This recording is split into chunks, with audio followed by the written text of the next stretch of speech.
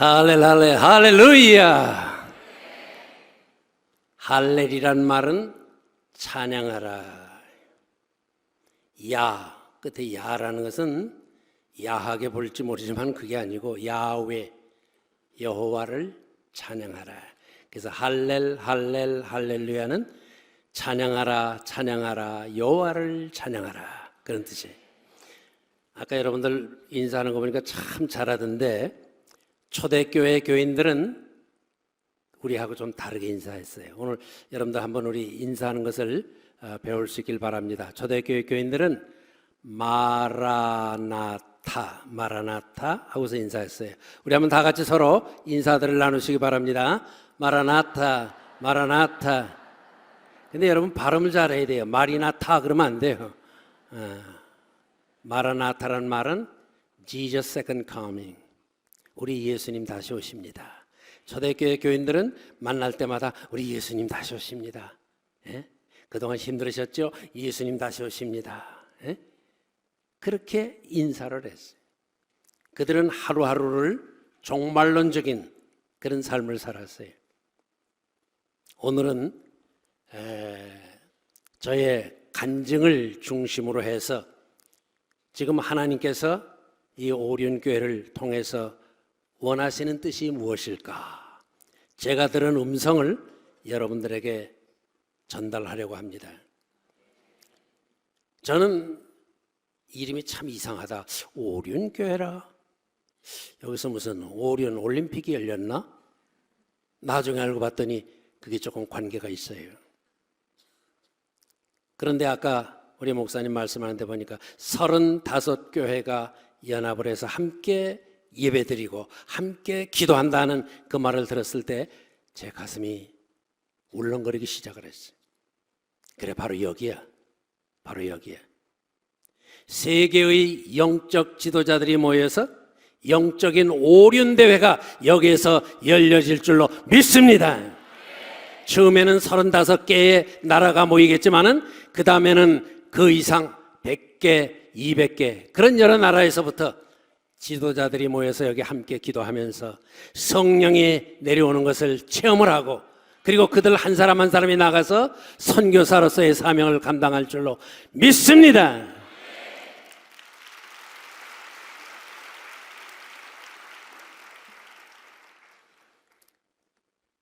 여러분들은 천국과 지옥이 있는 것을 믿습니까? 예, 두 번째 질문을 제가 하겠습니다. 여러분들은 천국과 지옥을 보셨습니까? 왜 조용해요? 천국과 지옥을 보기 전에는 그 믿음은 흔들려요. 모르겠어요, 다른 사람은. 제가 그랬어요. 여러분들 혹시 이 얘기를 들었을지 모르겠습니다만은 아주 오래전 요한 웨슬레라고 하는 선교사가, 목사가 미국으로 선교여행을 떠났어요. 대서양 바다를 건너가고 있는 중에 벼랑간 파도가 치기 시작을 했어요. 사람들이 웅성거리기 시작을 합니다. 네, 감사합니다. 사람들이 웅성거리기 시작을 해요. 이러다가 이거 큰일 나지. 나중에는 그 파도가 바로 배 위로 막 그냥 물이 들어옵니다. 그래서 이 요한 웨슬레 목사는 찰스 웨슬레와 함께 그때 거기에 타고 있었는데 도대체 사람들이 왜 이러는 것일까 하고서 둘러보느라고 여기저기 다니는데 저 지하에서부터 찬송하면서 기도하는 소리가 들려왔어요. 이상하다. 이렇게 지금 위기에 처해 있는데 태평하게 찬송하고 기도하다니. 가보니까 20-30명의 얼마 안 되는 사람들이 무릎을 꿇고 거기서 아무런 그런 어떤 두려움 없이 마치 엄마의 젖을 빠는 어린애처럼 아주 태평한 얼굴로 그들이 거기서 기도하고 찬송하는 것을 보았어요. 당신네들이 누굽니까? 물었더니 우리는 모라비안 운동을 하고 있는 사람들입니다. 그러세요? 아니, 당신네들은 무섭지 않습니까? 언제 죽을지도 모르는데 여기서 이렇게 한가하게 기도나 하고 찬송만 하다니. 그랬더니 그분들이 웃으면서 말합니다. 하나님께서 살아계신데, 하나님께서 우리들을 사랑해 주시는데 두려울 게 뭐가 있습니까? 요한 웨슬리 선생이 거기서 깜짝 놀란 거예요. 충격을 받은 거예요. 그리고 그들과 며칠 동안 같이 있는 동안에 그에게 성령의 불이 내려왔어요. 그런 나중에 그것을 뭐라고 기록을 했는가 하면은 소위 감리교 운동, 소위 웨슬리안 운동, 그 선교 운동이 어디서 시작됐느냐? 20-30명이 모여서 열심히 기도하고 찬송하는 그 소리에 감동을 받고 거기서부터 성령의 불을 받았다고 말이에요. 그러면서 지금까지 내가 지나온 모든 세월이라고 하는 것은 다 헛된 것이었다.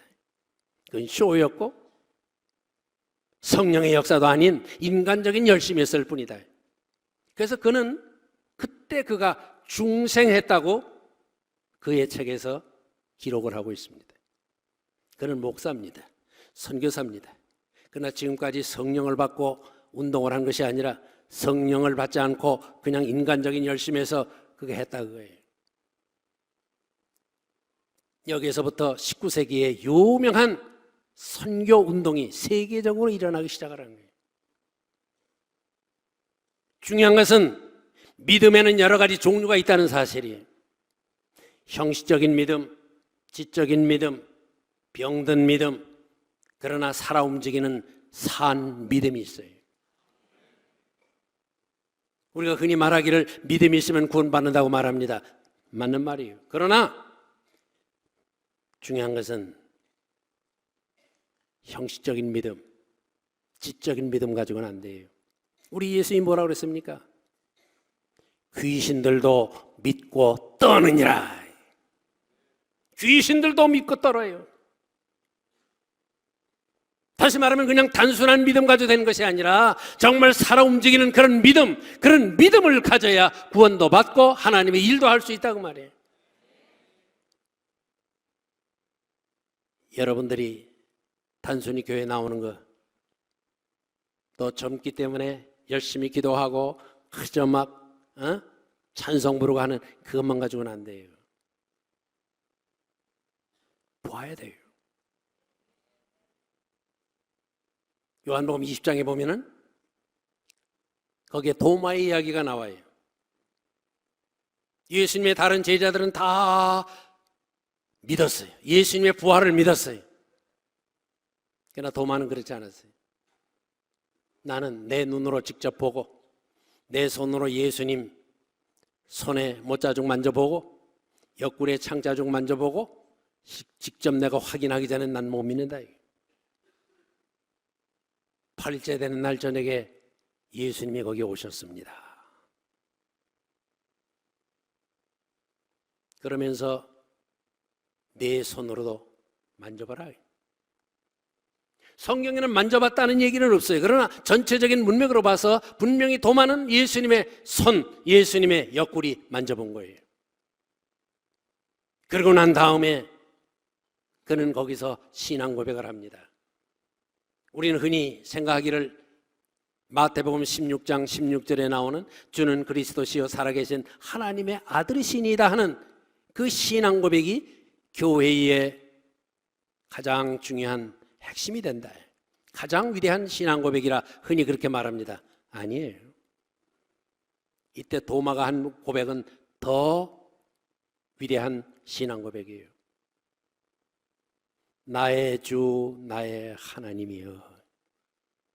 예수님을 보고 하나님이라고 고백을 한 사람이 바로 의심 많다고 흔히 오해를 받는 도마예요.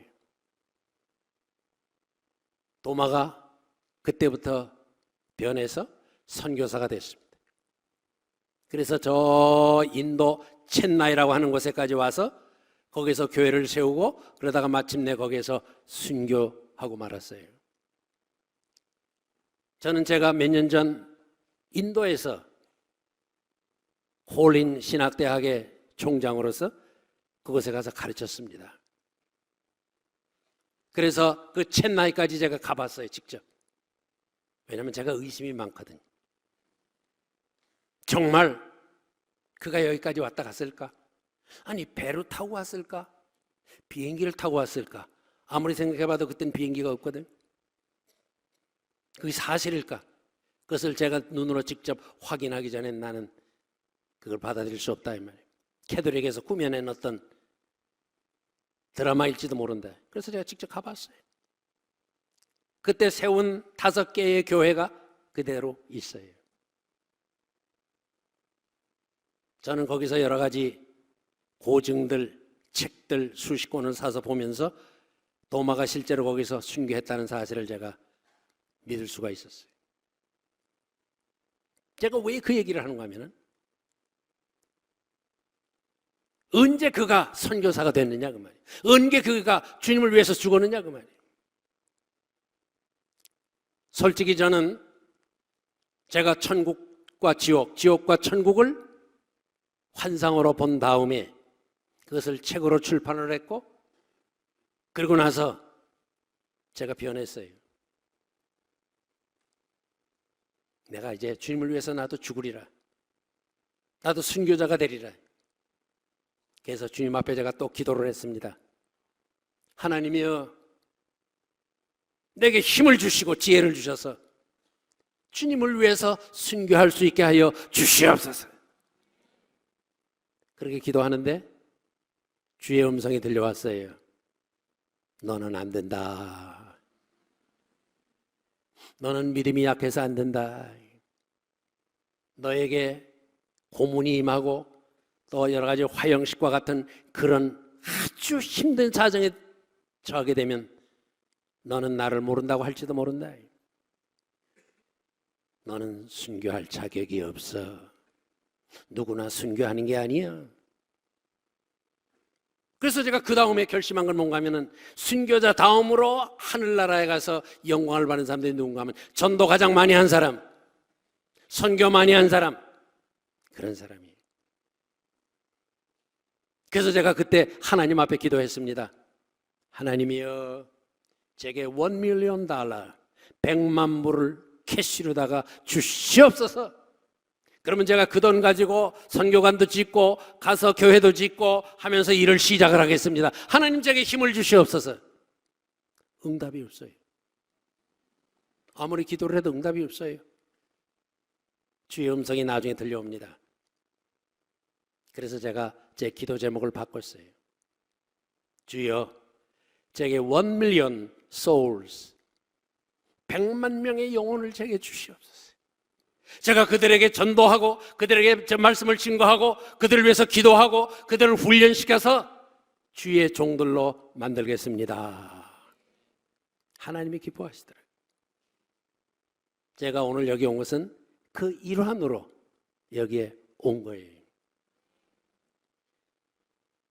저는 우리나라에서 제일 보수적이고 잘 믿는다고 하는 합동 측, 거기에 총신해서 대학원장으로 있었어요.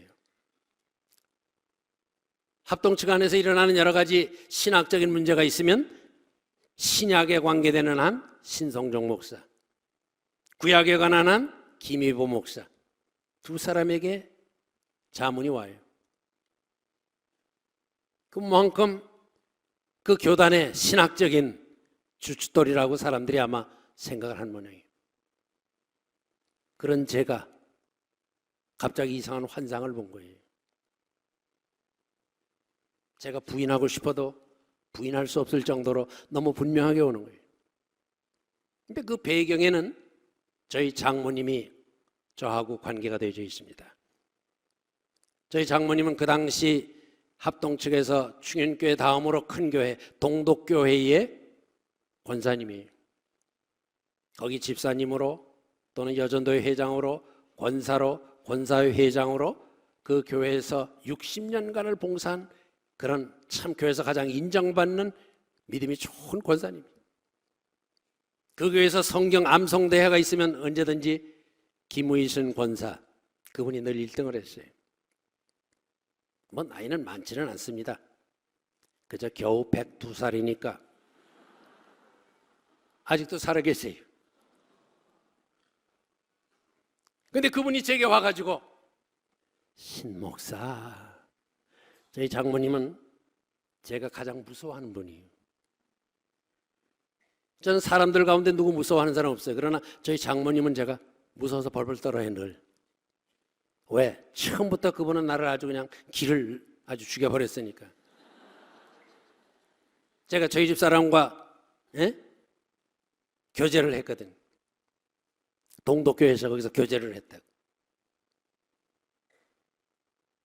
제가 아무리 따라다니면서 결혼하자고 해도 저희 집 사람이, 나이가 뭔지는 모르지만 이래. 그래서 제가 만 6년을 쫓아다녔어요. 단 하루도 없이. 아마 언젠가는 그것이 출판되리라고 생각합니다만, 저희 집사람과 저 사이에 소위 연애 편지를 한 것이 한 600여 통이 있어요. 그거 제가 언젠간 출판하려고 합니다. 지금은 저희 집사람이 그걸 원치 않아요. 그래서 지금 못해요. 내가 쓴 편지는 나에게 뭐 저기 있을지 몰라도 그래도 내가 준 거니까 저희 집사람 저걸 받아야 되겠는데, 그러기 위해서는 조금 더 늙은 다음에, 아직 지금 젊어서 펄펄 뛰니까 안 된단 말이에요.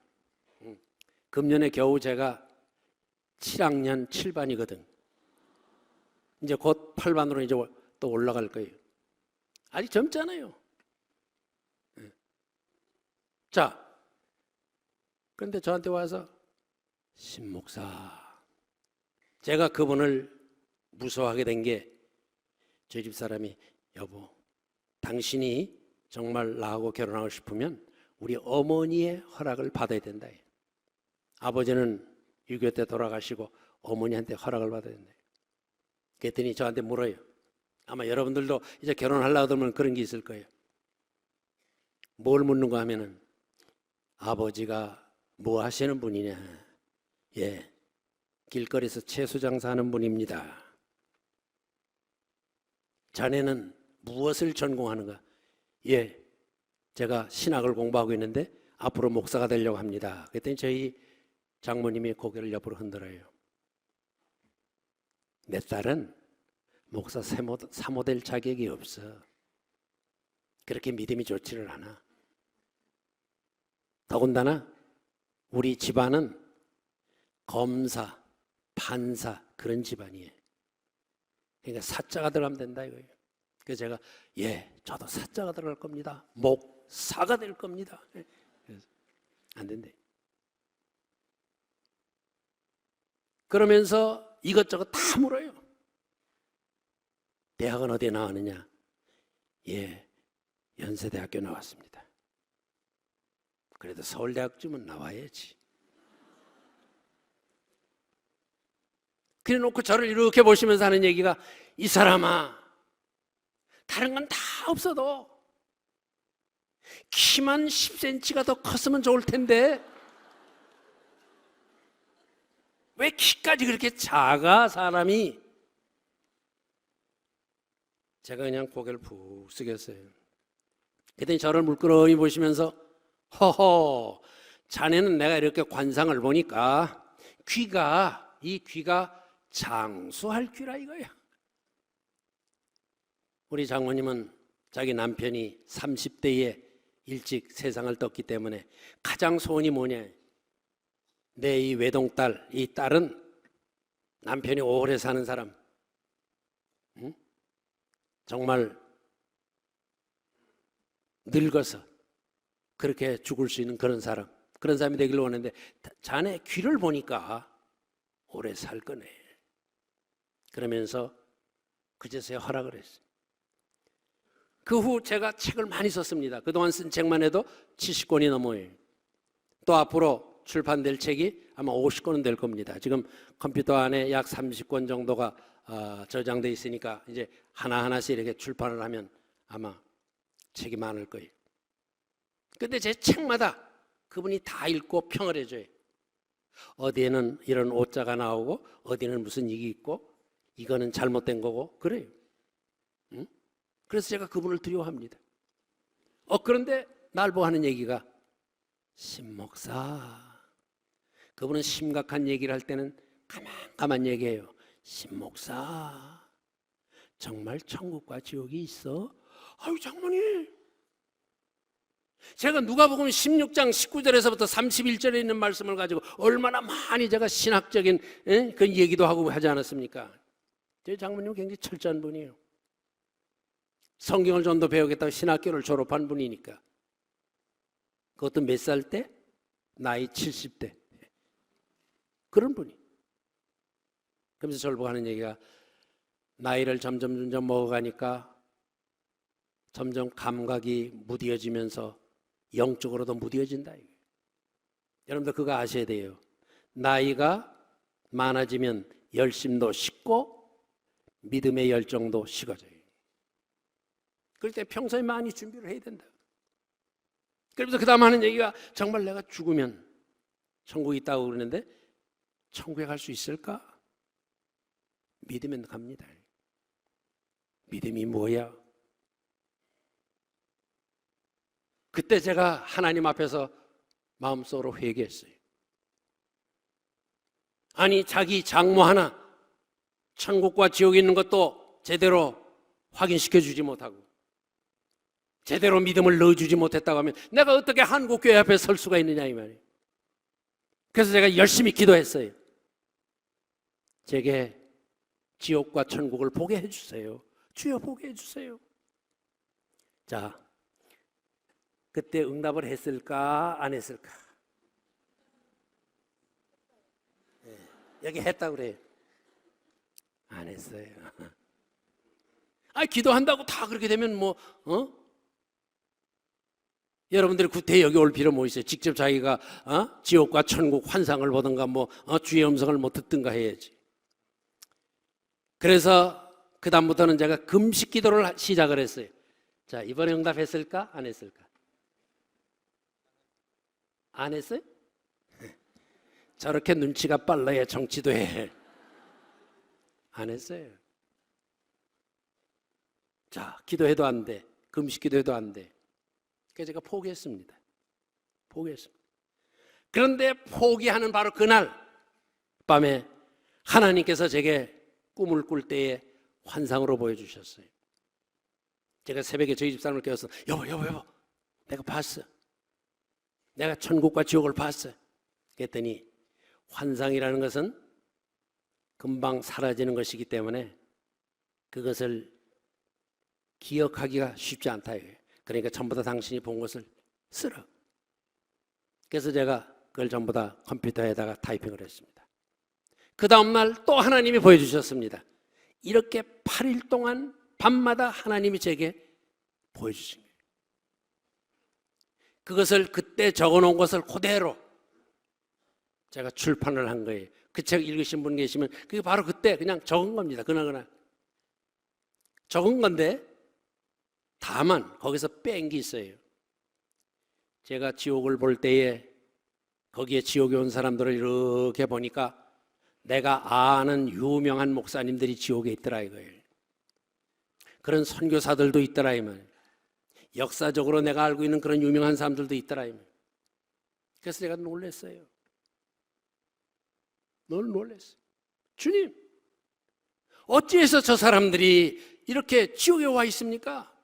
저 사람들이 예수님의 이름으로 세례도 주고 예수님의 이름으로 많은 능력도 행하고 예수님의 이름으로 전도도 하고 아주 유명한, 그래서 아주 한국에서도 굉장히 유명한 그런 대교회 목사님이신데 어떻게 그런 사람이 지옥에 올 수 있습니까? 그때 주님께서 제게 들려주신 말씀은 나더러 주여 주여 하는 자마다 다 천국에 들어올 것이 아니다. 아버지의 뜻대로 행하는 자리다. 아버지의 뜻대로. 그들이 여러 가지 능력도 행하고 다 행했지만은 그러나 그들은 나의 영광을 위해서 한 것이 아니라 자신의 영광, 자기가 유명해지기 위해서, 자기가 영광받기 위해서, 사람들 앞에 칭찬받기 위해서, 자기가 자기 자신을 위해서 한 거다. 나는 그들을 알지 못해. 여러분들이 만약의 경우 믿는다고 하면서 주님 앞에 갔을 때 나는 너를 모른다 하면 여러분들 어떻게 하겠어요? 아까 우리 읽은 말씀에 뭐라 그랬습니까? 한 번 죽는 것은 사람에게 정해진 것이요 그 후에는 심판이 있으리니. 거기 보면 두 가지 운명에 대해서 얘기하고 있어요. 여러분들이 운명론을 믿든 안 믿든 건 나하고는 관계가 없어요. 관심 없어요. 중요한 것은 분명히 거기 정해진 것이요. 정해진 것이. 한 번 죽는 것, 죽음, 이것은 운명이에요. 내가 선택할 수 있는 운명이 아니에요. 이거는 비선택적인, 누구나 다 죽어야 된다. 근데 그 다음 구절이 굉장히 중요합니다. 그 후에는 심판이 있으리니. 근데 이 심판은 선택적인 거예요. 그게 중요합니다. 죽는 것은 내가 선택할 수 없어요. 그러나 심판은 선택할 수가 있어요. 지옥에 갈 것인가, 내가 천국에 갈 것인가, 우리에게 선택권을 주셨어요. 바라기는 여러분 모두가 오늘 저의 부족한 이 간증이지만은, 제가 말을 잘 할 줄 몰라서 제대로 표현 못하는지 모르지만은, 여러분들이 오늘 저녁에 이 시간을 통해서 그냥 지적으로만 믿은 사람들, 혹은 어떤 감정적으로 전체 분위기에 휩쓸려서 그저 믿는다고 착각을 한 사람들, 이런 사람들은 진짜 오늘 저녁에 중생의 역사가 일어나서 여기에서 성령을 받고 모두가 변화받아 하나님의 귀한 일꾼들이 다 되기를 주님의 이름으로 축원을 드립니다.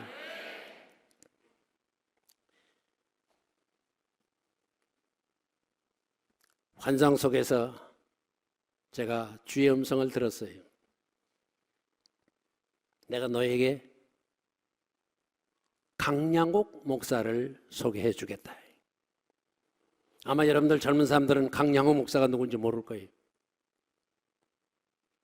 그러나 여러분들이 김일성의 그 외가가 강씨라고 하는 것은 아마 들었을 겁니다. 외할아버지예요. 외할아버지. 그러나 그것도 직계의 외할아버지는 아닙니다. 육촌으로 알려져 있어요. 근데 나이는 할아버지지만은 나이는 김일성이보다 6살 겨우 위에요. 김일성이가 북한에서 주석이 되고 북한을 공산화할 때에 그때의 부주석이 돼가지고 기독교인들을 전부 다 모이게 해가지고 죽이고, 목사들 죽이고, 그 다음에 장로들 죽이고 하는 그 모든 기독교인에 대한 그것은 그 사람이 다 한 거예요. 근데 그가 평양신학교, 그 당시에 장로계 평양신학교 그러면 최고입니다. 그 평양신학교 졸업생이에요. 목회도 굉장히 아주 잘했다고 알려져 있어요.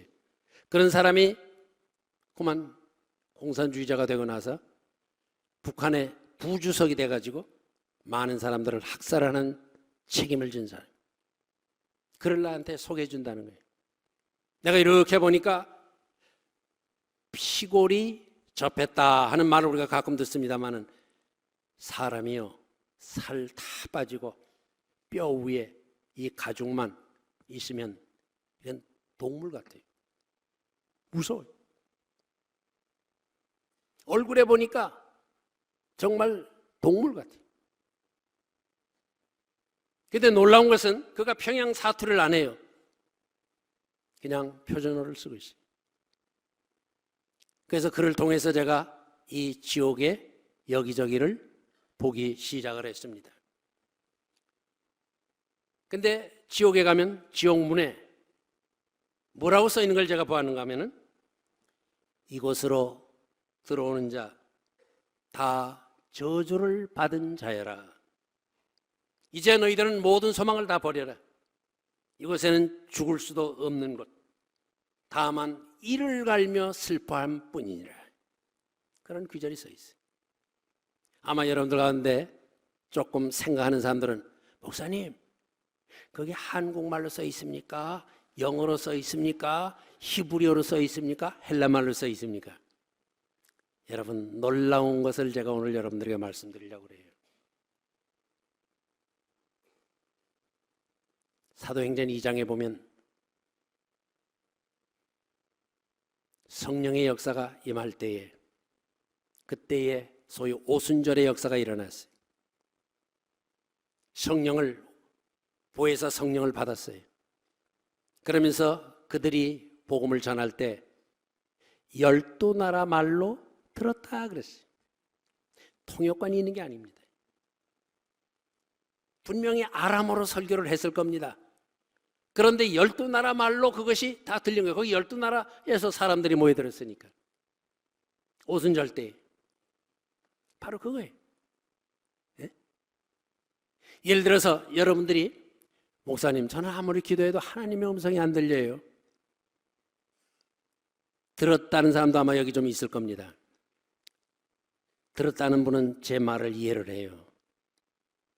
재밌는 것은요, 저는 많은 외국어를 하지는 못합니다. 겨우 7나라 말을 제가 하는데 그 중에 우리말처럼 할 수 있는 게 영어밖에 없어요.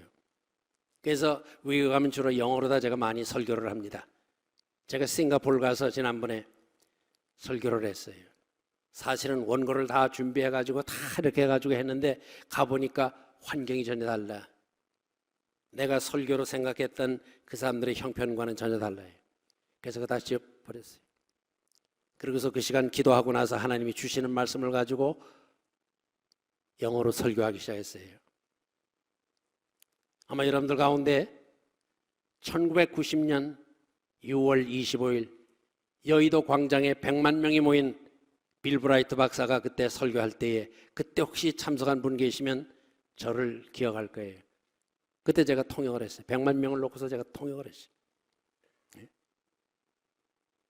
그런데 놀라운 것은 오랫동안 제가 수십 년간을 통역을 했지만은 할 때마다 어려움을 느껴요. 아니, 한국말로 한 것도 한국말로 받아 말하기가 힘듭니다. 왜? 기억하기, 그거 다 기억 못 하잖아요. 자, 그런데 중요한 것은 그때의 그 막 영어로다가 제가 막 기도도 하고 막 그랬어요. 주의 음성이 영어로 들려와요. 한국에서 한국말로 막 통성으로 기도하면 주의 음성이 한국말로 들려와요. 그것이 천국과 지옥에서 일어나는 현상입니다. 여러분들이 한국말로 해도 미국 사람들에겐 영어로 들리고, 독일 사람들에겐 독일어로 들리고, 프랑스 사람에겐 프랑스어로 들려요. 할렐루야. 그러니까 여러분들이 목사님, 저 천국에서 무슨 말을 쓰는지 제가 여기서 지금 말을 좀 배워야 될 텐데 어떻게 할까요? 걱정할 필요 없어요. 그때 되면 하나님께서 놀라운 역사를 일으키셔서 다 알아들을 수 있도록 그렇게 하십니다. 그렇기 때문에 지옥의 앞에 기록된 것이 제 눈에는 한글로 보인 거예요. 왜? 영어보다는 그래도 한국말이 내게 더 가깝기 때문에. 그러나 미국 사람이 보게 되면 거긴 영어로 기록이 되어 있을 거예요. 독일 사람이 볼 때는 독일말로 기록이 되어 있을 거예요. 그렇기 때문에 어느 나라 말로 기록됐습니까? 하는 질문은 영적인 세계의 신비를 모르는 사람들의 질문이에요. 그런데 놀라운 것은 지옥의 가장 특징적인 게 뭐냐? 불이 활활 타올라요. 불이 활활 타올라요. 응? 근데 그 불은 그냥 불이 아니에요. 유황불이에요. 그런데 제게 도무지 납득이 가지 않는 게 있었어요. 유황불이 활활 타오르면 밝아야 됩니까? 어두워야 됩니까? 밝아야 되지요. 그런데 지옥은 어두워요. 겨우 알아볼 수 있는, 저기 사람인지 뭔지 겨우 알아볼 수 있는 그런 정도예요. 그래서 성경에 보면 지옥에 갈 사람에 대해서 어두운데 떨어져서 슬퍼하며 이를 갈리라 한 것은 바로 그걸 뜻해요. 다시 말하면 광선에는 두 가지 종류의 광선이 있는데, 하나는 눈으로 볼 수 있는 시각적인 그런 광선이 있고, 볼 수 없는 불가시적인 광선이 있다. 여러분들 창세기도 보면은 첫날 우리 하나님이 뭘 만드셨습니까? 빛이 있으라 하며 빛이 있었다고 그랬어요. 그런데 재미있는 것은 넷째 날 하나님께서 태양과 달과 별을 만드셨다고 그랬어요. 우리 상식으로는 모든 이 광선은 태양을 통해서 이렇게 오는 것인데, 태양을 만들기 전에 빛을 만들었다고 그랬어요. 그럼 그 빛과 이 빛은 어떻게 다르느냐? 달라요. 창세기 1장에 나오는 그 빛은, 첫째 날 만드신 빛은 불가시적인 빛이에요. 구태의 현대인들에게 설명을 한다고 하면 에너지를 만드신 거예요. 에너지를 만드신. 그리고 구체적으로 넷째 날에 가서는 하나님께서 눈으로 볼 수 있는 태양, 달, 별들을 만드신. 자, 어쨌든 간에 지옥의 불이 그렇게 타오르는데, 그것은 심판을 하는, 사람을 고통스럽게 만드는 그런 불이지 환하게 비치는 그런 빛이 아니에요. 제가 거기서 깨달았어요. 그뿐만 아니라 여기저기 냄새가 나는데, 여러분들 시궁창에서 그 냄새 얼마나 더럽습니까? 혹시 여러분들 무숙자들하고 같이 잠자본 적이 있습니까? 있어요? 무숙자들, 홈리스들 같이 가보면요, 구역질이 날 정도예요. 막 그냥 구역질이 날 정도예요. 너무 냄새가 지독했어요. 지옥의 냄새가 바로 그런 냄새예요. 그뿐만 아니라 이 지옥의 특징 중에 하나가 뭔가 하면 대화를 못해. 대화가 통하질 않아요. 거기서는 대화가 단절된 것이. 그리고 구더기도 죽지 아니하는 것이 또 지옥이에요. 고통은 주지만은 죽지도 않아요. 죽는다고 하면 얼마나 좋겠어요.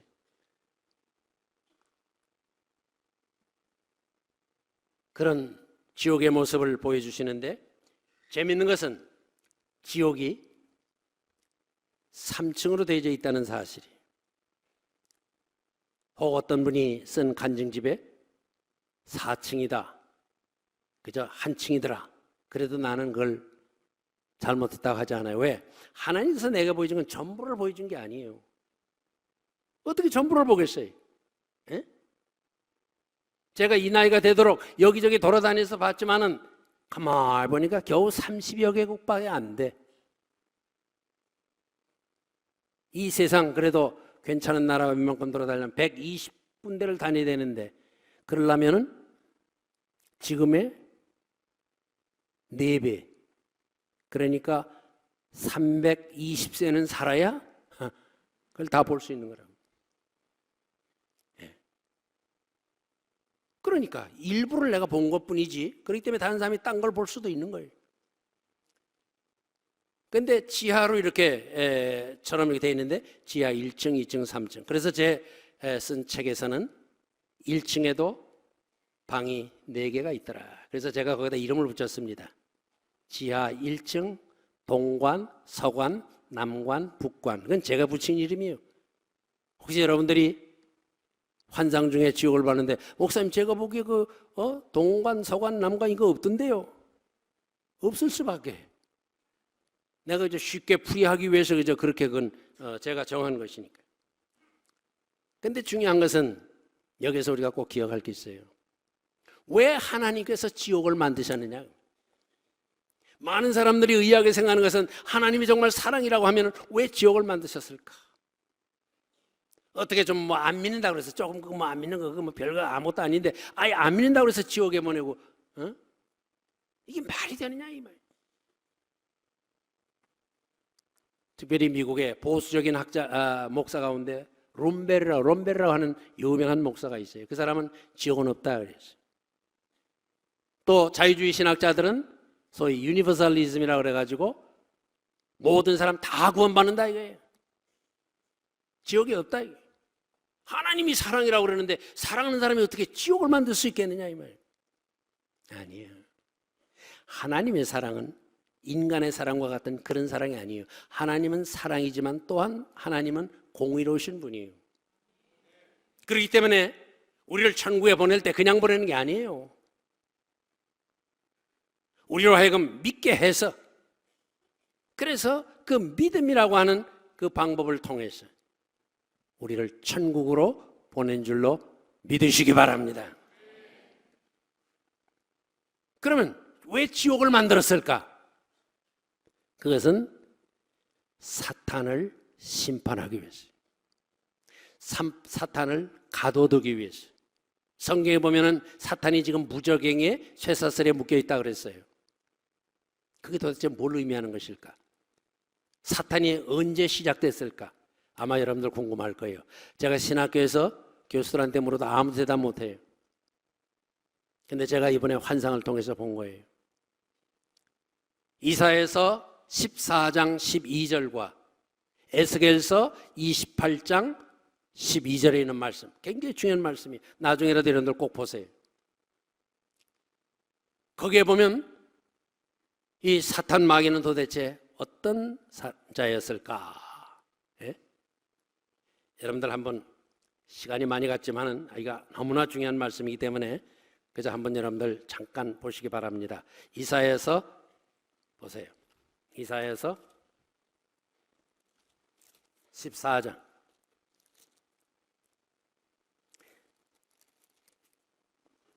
여기 보면 너 아침의 아들 계명성이여 그랬습니다.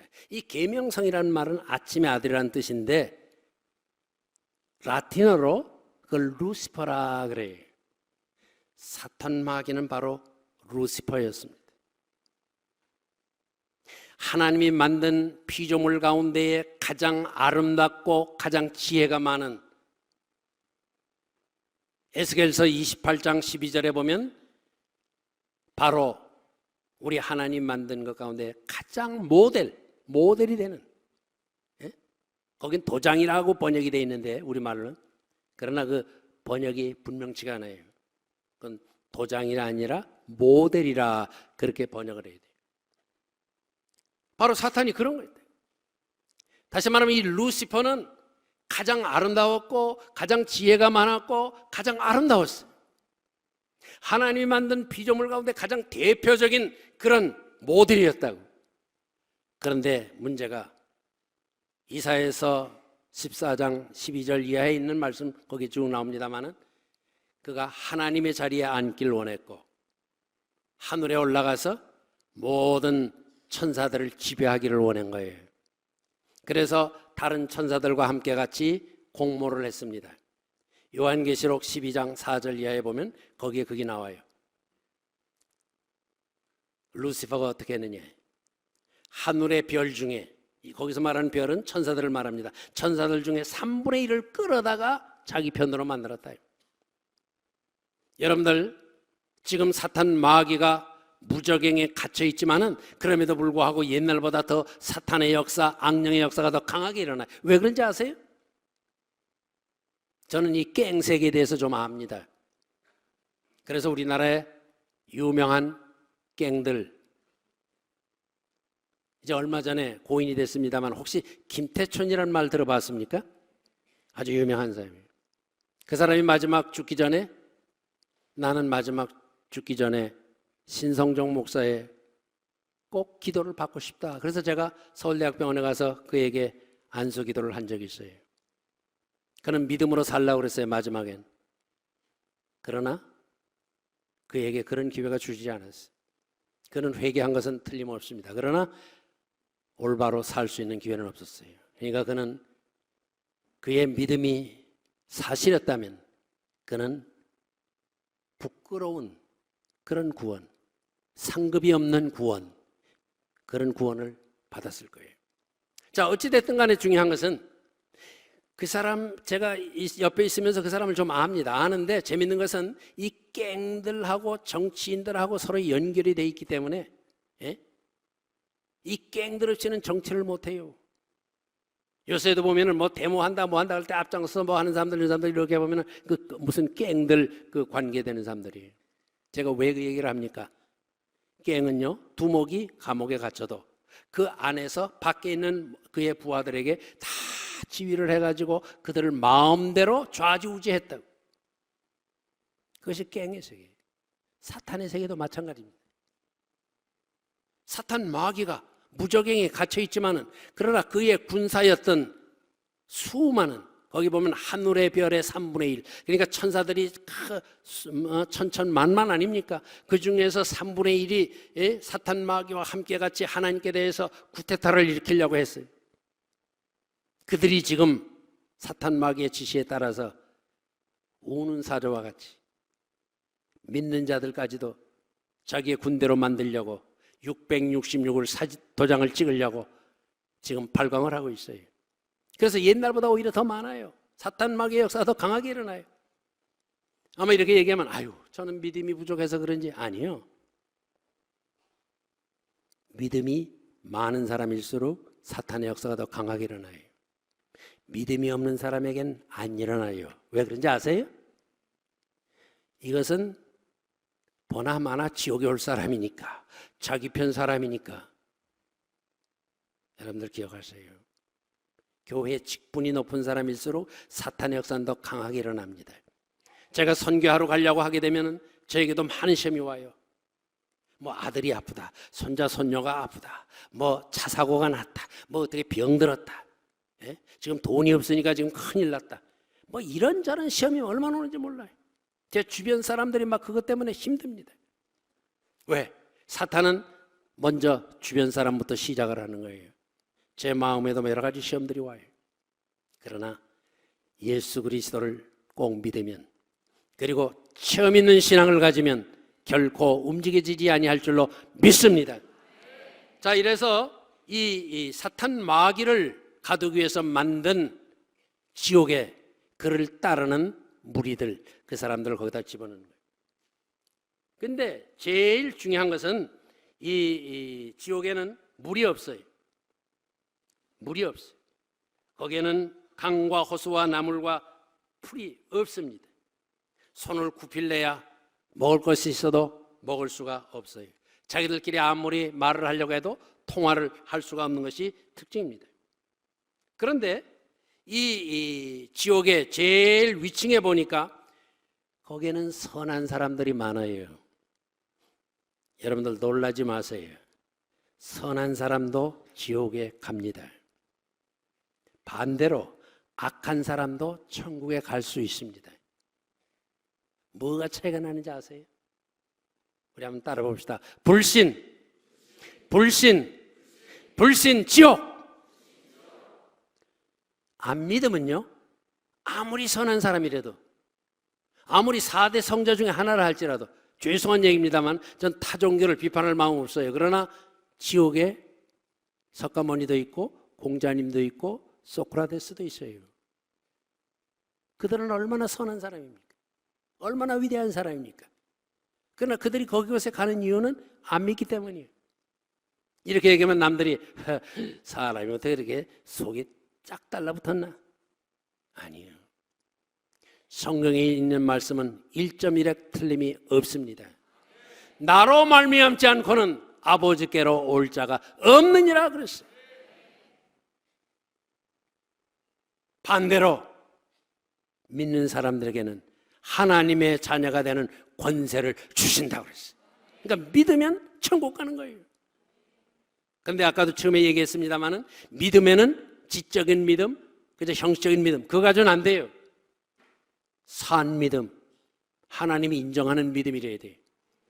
그럼 하나님이 인정하는 믿음은 뭐냐? 그것을 오늘 저녁에 여러분들이 생각하면서 기도해야 될 줄로 믿습니다. 그런데 지옥의 2층, 지하 2층에 보니까 거기에는 살인자들이 있고 자살자들이 있어요. 요즘 젊은 사람들 가운데 자살하는 사람들이 늘어갑니다. 심지어 예수 믿는 사람들, 교회에 온다는 사람들 가운데도 자살하는 사람들이 있어요. 여러분, 자살하면 남을 살인한 것과 똑같은 형벌을 받아요. 왜? 생명은 내 것이 아니라 하나님의 것이. 우리 한번 따라합시다. 생명은 내 것이 아니라 하나님의 것입니다. 믿습니까, 여러분들? 생명은 하나님의 것이에요. 그렇기 때문에 남의 생명도 뺏을 수도 없지만 자기 생명도 자기 마음대로 할 수가 없어요. 여러분들은 다 피값으로 예수님이 사신 바 되었기 때문에 여러분들의 생명은 바로 주님의 것이. 사나 죽으나 주의 뜻대로 살아야 됩니다. 그리고 이 지하 맨 하층에 보니까 거기는 유괴자들이라든지 뭐 독재한 그런 독재자들이라든지 또 무당들이라든지 예수 그리스도를 반대한 가룟 유다라든지 뭐 이런 사람들이 다 거기 있어요. 자, 그러면 그쯤 말씀드리고 시간이 많이 갔기 때문에 이제 천국에 관한 말씀을 드리려고 합니다. 인도에는 전도하기가 아주 쉬워요. 왜 그런지 아세요? 인도에는 신이, 우리나라는 78개의 신이 있어요. 우리나라는. 제가 신학교 다닐 때 조사한 거예요. 또 그동안에 늘었는지도 모르지. 예? 그런데 인도에는 신이 몇이냐? 3억 3천. 3억 3천만. 3억 3천만이에요. 그러니까 인도 사람들에게 예수 믿으라면 거절하지 않아요. 왜 그런지 아세요? 3억에다 하나 더 보태나 안 보태나 별 차이가 없거든. 그러나 인도에서 전도가 잘 안 돼요. 정말 잘 안 돼요. 자, 어쨌든 간에 인도에는 지금도 그 캐슬, 그 사성 제도가 있어가지고 신학교에서도 이제 그 일하는 사람들 이렇게 보니까 하루 얼마 받습니까? 그러더니 $1, 하루에 $1, 1,000원 정도밖에 못 받아요. 가난한 사람은 그렇게 가난해요. 부자는 얼마나 부자냐? 그래서 제가 어떤 사람 그 하나 부자를 만났어요. 당신 어디 살합니까? 그랬더니 78층에서 살아요. 그러더라고요. 아유, 그럼 그게 힘들겠네요. 그랬더니 아유, 그 집 전체가 다 제 건데요, 뭐. 그래서 그럼 그 집을 어떻게 운영하냐 했더니 자기 집에 종이 360명이래요. 종만 일하는 사람이. 그래서 자기 부인한테 이번에 생일이 이제 돼서 뭔가 선물을 해야 되는데 뭐 해야 될지 모른다. 그래서 내가 이 여자들 다이아몬드 좋아하지 않냐? 우리 사람 다이아몬드 굉장히 많다고. 공깃돌만큼이나 많대. 그러니까 금반도 금에도 뭐 맨 집에 맨 금천지래. 그러면서 이번에는 헬리콥터를 하나 사줘야 되겠다고. 장난감이 아니에요. 진짜 헬리콥터. 우리나라 이건희 회장이 제일 부자라고 하지만 그 사람이 자기 부인 생일에 헬리콥터 사줬다는 말 나 못 들었어요. 예? 그렇게 부자요. 인도의 부자들 굉장합니다. 미국에 가도요, 웬만한 중간층은 거의 다 인도 사람들이에요. 왜냐하면 그 사람들이 IT 산업에 있어서 세계 넘버원이에요. 물론 그것을 상업화한 것은 한국 사람들이 넘버원입니다만, 예? 한국 사람들이 성공한 건 딱 한 가지 이유예요. 한국의 철학이 뭡니까? 빨리빨리. 뭐든지 빨리빨리. 빨리. 예? 그래서 미국의 골프장에 가면요, 골프장에 있는 사람들이 이제 그 이름을 부릅니다. 예? 미스터 신, 킴, 리, 파크, 포섬. 네 사람이 하면 이제 포섬이라고 그래요. 그러니까 안 오잖아요. 그러면 빨리 못하는 사람 없어요. 여러분들이 동남아에 가보세요. 장사꾼들이 뭐라 하는지 알아요? 싸구려. 싸요. 빨리. 그래요. 그래서 한국 돈을 줘도 얼마든지 삽니다. 동남아에선. 그 정도로 아주 이 한국 사람들을 호객하는 그 행위가 아주 굉장해요. 자, 어쨌든 간에 빨리. 그것 때문에 한국이 그냥 컴퓨터도 빨리, 예? 인터넷도 빨리, 전화도 빨리 하게 만드니까 돈을 번 거예요. 자, 어쨌든 간에 중요한 것은 이 천국은 어떤 점이 있는가? 여러분들 중요한 것은 이 천국에는 지옥과 같이 지하 1층, 2층, 3층처럼 그게 되어 있지 않아요. 천국은 약 계단처럼, 계단이라는 말이 제 묘사입니다만은 이렇게 가운데는 우리 하나님이 계시고 거기 흰 보좌 앞에 흰 보좌에 거기 앉아 계시고 그 앞에 어린 양 되시는 우리 예수님 계시고 그 주변에는 네 생물은 사실은 네 천사장을 말합니다. 네 천사장들이 서 있고 그 주변에는 24장로들, 구약의 대표 12, 신약의 대표 12사도 이렇게 해서 24장로들이 서 있고 그 주변에 이렇게 쭉 성도들이 천군 천사와 함께 같이 찬양하면서 서 있는데 제일 가까운 데에 거기에 순교자들이 나와요.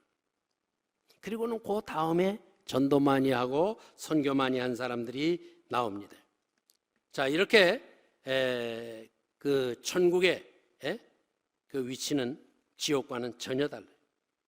자, 그런데 제가 그 천국에 가서 주의 음성을 들었습니다. 천국을 보면서 주님의 음성을 들었어요. 너는 나의 영광을 위해서 무엇을 했느냐? 저에게 하신 질문이요.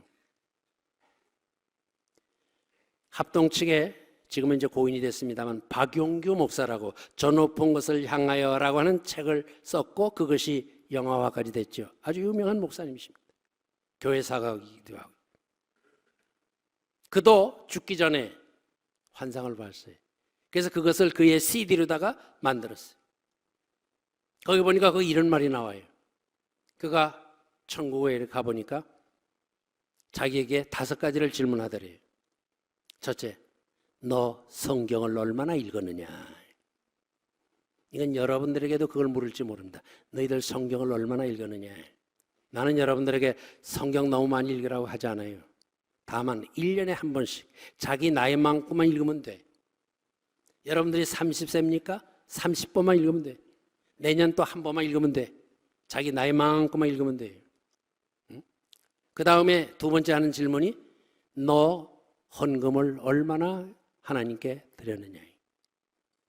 그 다음에 세 번째는 너 얼마나 전도를 했느냐. 너 11조를 얼마나 했느냐. 그런 질문을 하더래요. 전 그 얘기를 들으면서 그래, 일반적으로 아마 우리 교인들에게는 여러분들에게는 아마 그런 질문을 하나님께서 하실 겁니다. 그러나 하나님께서 제게 너 하나님의 영광을 위해서 무엇을 했느냐. 그건 제가 장로교 신학을 한 그런 사람이기 때문에 항상 가르치는 게 뭔가 하면 Glory of God, 하나님의 영광 반나 그랬거든요. 그래서 제가 설명했어요. 주님, 80년대 90년대 약 20년 동안 한국교회를 주름 잡은 사람이 바로 접니다. 교회적으로도 큰 교회. 그래서 제가 있을 때 7만 명이 모였어요. 7만 명. 그리고 그 1년에 한 번씩 전 교인들에게 전도를 하게 했어요. 전도 집회를 해요. 제일 많이 하루에 등록된 교인이 몇 명이냐? 5천 명이에요. 그래서 미국의 유명한 교회 성장학 교수 피터 와그너라고 하는 사람이 저를 만나기 위해서 왔어요. 당신은 어떻게 해서 그렇게 했느냐. 그 소문이 벌써 거기까지 났더라고. 아마 그 주보를 통해서 그걸 아는 것 같아요. 그래서 제가 그 자랑을 했죠. 주님, 제가 책을 썼는데요. 제가 쓴 책이 베스트셀러도 나오고요. 굉장히 좋아합니다. 일본 선교 누가 우리나라에서 가장 강하게 했습니까? 제가 했습니다. 군복음화 하루에 가서 제가 4,000명 우리 교회 목사들 데리고 가서 하루에 4,000명 세례를 준 것도 있습니다. 또 공군사관학교에 만 3년 동안 주일과 수요일 저녁마다 그들에게 계속 설교를 한 사람이 바로 저입니다. 육군사관학교에 가서 6개월 동안 저들에게 신앙을 넣어주려고 한 사람이 바로 저입니다. 또 우리나라의 CBMC 기독실업인회 그것을 초창기에 만들 때에 그것을 가르친 사람이 바로 저입니다. 코리아나 호텔에서 화요일날 아침마다 제가 그들에게 강의를 했어요. 그래서 그것이 우리 한국교회의 큰 교회 운동의 역할을 한 사람이 바로 CBMC 기독실업인회예요. 그걸 초창기에 그걸 했다. 그래서 그거를 이제 젊은이들 뭐 이렇게 해서 각 지역별로 만들고 그것까지 다 했다. 이런 걸 다 얘기했어요. 그랬더니 주님이 저를 이렇게 보면서 그것이 나의 영광을 위해서 했느냐, 너 자신의 영광을 위해서 했느냐. 제가 할 말이 없는 거예요. 너는 내가 성공하기 위해서, 내가 유명해지기 위해서, 사람들에게 칭찬받기 위해서. 그래서 한 거 아니냐? 제가 거기서 거꾸로졌어요. 여러분, 많은 사람들이 자기의 영광을 위해서 합니다. 그래서 주님께서 하신 말씀이 뭔지 아세요? 너희 나라 여기 한국에 너보다 영광을 더 얻은 목사가 있느냐? 없죠. 왜? 청와대 설교를 저보다 더 많이 한 사람이 있습니까? 역사상 있습니까? 60번 이상 내가 가서 설교를 하고 나중에는 한국교회 목사들 좀 돌아가면서 하라고. 왜? 우리 교회 장로 김영삼 장로가 그때 대통령이었기 때문에.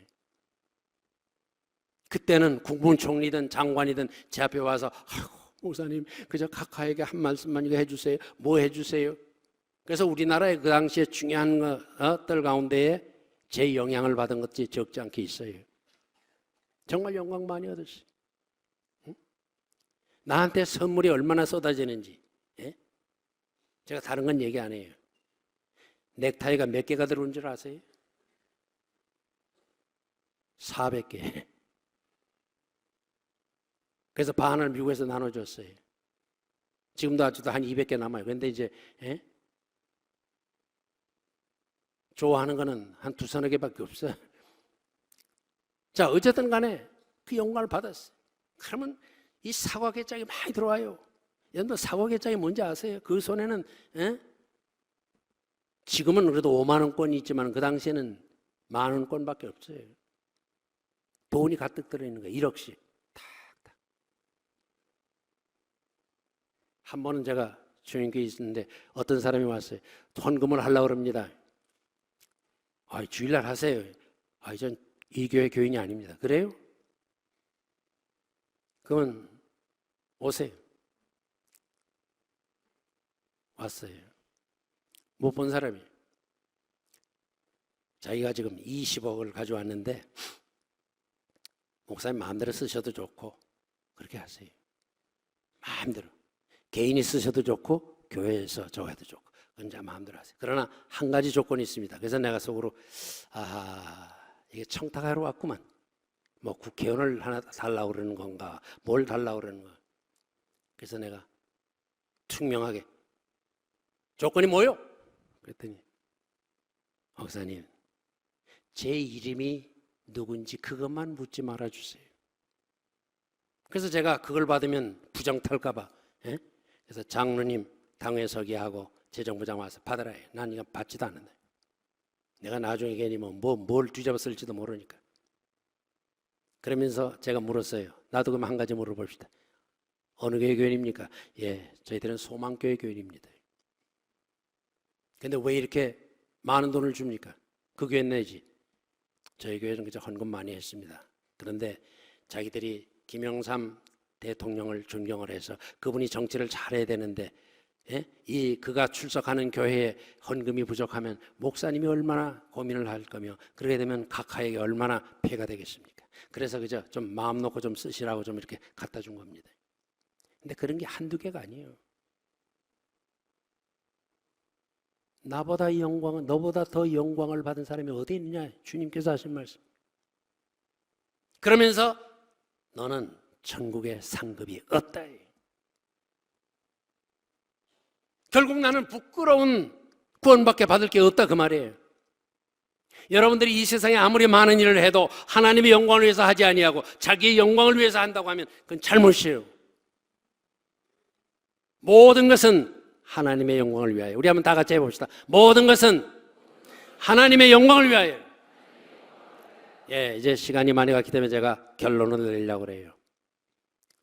요한복음 17장 18절에 보면 아버지께서 나를 이 세상에 보내신 것 같이 나도 너희를 보내었고 그랬어요. 요한복음 20장 21절에 보면 아버지께서 나를 보내신 것 같이 나도 너희를 보내노니 그랬어요. 이 말이 굉장히 중요한 말이에요. 여기 보낸다는 말은 파송한다, 선교사로 보낸다는 뜻이에요.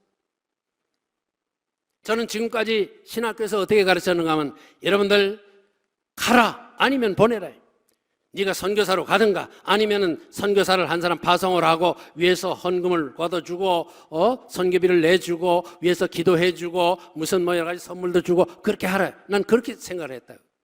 그게 한국교회에 2만 2천 명이 넘는 선교사를 파송하게 된 가장 원동력이 된 거예요.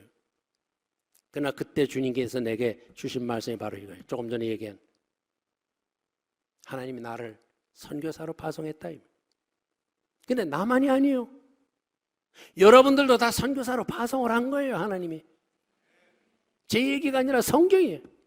집에 가서 한번 자세히 읽어보세요. 요한복음 17장 18절 20장 21절 쉽잖아요. 그거 아주 절수도. 그 무슨 말이냐. 저는 군인들은 다 전방에 가는 줄 알았어요. 아니요. 오직 7%만 최전방에 있고 93%는 후방에 있으면서 지원해 주는 거예요. 어떤 사람들은 병원에서 군의관으로 또 간호장교로, 어떤 사람은 학교에서 뭐 국방대학이라든지 뭐 사관학교라든지 뭐 이런 데서 가르쳐요. 근데 그 사람들 다 군인이에요. 전방에 안 갔습니다. 후방에 있습니다. 그래도 군인이요. 마찬가지예요. 꼭 외국에 가야 선교사가 아니다 그 말이에요. 그렇게 말하면 여러분들은 어떤 분이 그러게 목사님 저는요 가정부인이에요. 제가 뭘 하겠어요? 아니요. 그 사람은 가장 위대한 교사예요. 어린아이들, 여러분 어린아이들이 13살 되면은 이 머리의 구조가 끝납니다. 13살 지난 다음에 배운 것은 소용없어요. 그래서 여러분들이 13살 지난 다음에 어학 공부하는 거 그거 다 잊어버려요. 우리말에도 3살 적버릇이 8까지 간다 그랬잖아요. 저는요 이 영아교육, 우리나라에서 아마 지금 시간이 없으니까 제가 못합니다. 영아교육을 최초로 시작을 한 사람이에요. 그래서 그것으로 성공을 했어요. 저는 다른 사람처럼 무슨 영역이 좋은 것도 아니고 설교를 잘하는 것도 아니고 그래서 이런 교육을 가지고서 저는 목회에서 성공을 했어요. 그런데 중요한 것은 어린 아이들, 그 교육하는 게 가장 중요합니다. 그 아이들을 무릎에다 올려놓고 유대인들처럼 쉐마 교육을 하는 거예요. 어려서부터 하나님의 말씀을 가르치는 거예요. 모를 것 같죠? 아니요. 재미있는 게 영아 교육을 하면은 0세에서 2세까지인데 걔네들이 그 교육을 받아놓으면 주일날 교회 안 가면 막 울어요. 교회 가자고 막 때를 써요. 부모들이 어떻게 해요? 애들 뗐으니까 가야지. 갈 때 또 그냥 안 가요. 엄마 헌금 돈 달라는 거지. 아이들 교육은요 얼마나 영향력 있는지 몰라요. 예? 자, 그렇기 때문에 그런 교육을 시키고 잠자기 전에 반드시 머리에다 손을 얹고 기도해 줘요. 아버지가 제사장이 되고 어머니는 부제사장이 돼서 아이들 위해서 늘 기도해 주는 거예요. 그 가정에 큰 역사가 나다. 또 어떤 사람은 아유 목사님 전 비즈니스맨인데 아니요. 지금은 비즈니스 선교 시대예요. 보통 사람 북한에 갈 수 있습니까? 비즈니스맨이 가면 아주 환영을 해요. 비즈니스맨은요 지옥에 가도 환영을 해요. 돈이 money talks 영어에 그런 말이 있잖아요. 돈이 막 최고예요 세상에서. 그러니까 비즈니스 선교를 하는 거예요. 또 교사는 거기에서 선교사를 양성하는 그런 교사 노릇을 하는 거예요. 의사, 군의관처럼 정말 선교사적인 마인드를 가지고 교육을 시키는 거예요. 그렇기 때문에 중요한 것은 여러분들 한 사람 한 사람이 내가 선교사다 하는 그런 마음을 가져야 돼요. 우리 한번 다 같이 따라합시다. 나는 선교사로 보내심을 받았다. 나는 선교사로 보내심을 받았다. 여러분들 믿습니까? 성경이 하신 말씀이 내가 한 얘기가 아니에요. 그렇기 때문에 여러분들이 무엇을 하든지 공부를 해도 선교사로서 공부를 하는 거예요. 비전이 분명해요. 닉 워렌이 그런 말을 했죠. Purpose driven life. 목적이 이끄는 삶이래. 많은 사람들이 목적이 없어요. 그러나 여러분들은 목적이 분명해요. 하나님의 영광을 위해서, 모든 것은 하나님의 영광을 위해서. 오늘 저녁에 왜 여기 여러분들 오셨어요? 은혜 받기 위해서? 그것도 나쁜 건 아니에요. 찬양하기 위해서? 그것도 나쁜 거 아니에요. 기도하기 위해서? 좋은 거예요. 예? 사실 다른 교회를 위해서 기도하는 교회 그렇게 많지 않아요. 제가 전국 각지에 다 다녀보잖아요. 국가적으로는 30여 개국을 내가 지금 돌아다니고 있잖아요. 근데 제가 여기 와서 감동을 제가 많이 받아요. 솔직히 말하면. 여러분들 한 사람 한 사람을 볼 때, 이야, 이 사람들이 전부 다 선교사의 마인드를 가진다고 하면, 이 사람들이 민족을 위해서 기도한다고 하면은 한국의 강단이 변화가 되어질 것이고, 이 민족이 변화가 되어질 것이고, 복음으로 이 나라가 통일이 되리라 하는 그런 마음의 확신을 갖게 돼요. 여러분들 이 시간 우리 다 같이 한번 뜨겁게 기도합시다. 중요한 것은 여러분들이 어떻게 기도하느냐, 그 기도가 자기 자신을 위해서 기도하는 그런 기도하지 마세요. 여러분들은 이 민족을 짊어지고 나갈 하나님의 일꾼들이고 선교사들입니다. 그런 마인드를 가지고 다 같이 우리 함께 기도를 할 수 있길 바랍니다. 제가 먼저 여러분들 대표해서 기도하고 그 다음에 우리 목사님 나오셔서 여러분들 아마 남은 순서를 인도할 겁니다. 기도하십시다. 자비로우신 아버지 하나님, 이 시간 저희들에게 지옥과 천국에 관한 작은 환상의 일부를 체험을 나눌 수 있게 해주신 것 너무너무 감사합니다. 이것을 통해서 부족한 종이 영광받지 않게 하시고 오직 하나님께만 영광이 되게 하시며 저들에게 도전이 되게 하여 주시옵소서. 아버지 하나님, 이 시간 특별히 기다립니다.